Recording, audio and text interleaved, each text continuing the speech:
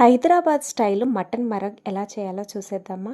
ఈ సూప్ అయితే ఇంకా ఇది వింటర్ సీజన్ కాబట్టి చాలా యమ్మీ యమ్మీ టేస్ట్ ఉందండి. ఇది ఇంట్లో వాళ్ళైతే ఫుల్ ఫిదా అయిపోయారు.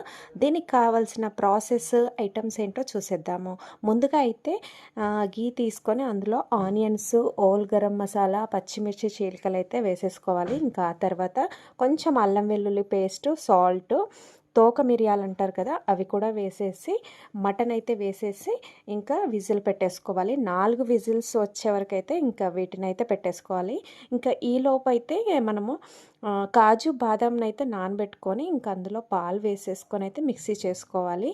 ఆ సిరమ్ని అయితే ఇంకా అందులో పోసేసుకొని ఇంకా ఆ తర్వాత కొత్తిమీర, పుదీనా అండ్ కారము, గరం మసాలా, మిరియాల పొడి వేసేసి అయితే ఇంకా దించేసుకుంటే మటన్ మరగ అయితే అసలు యమ్మీ యమ్మీ టేస్ట్. మీరు కూడా ట్రై చేస్తారు కదా. Please subscribe.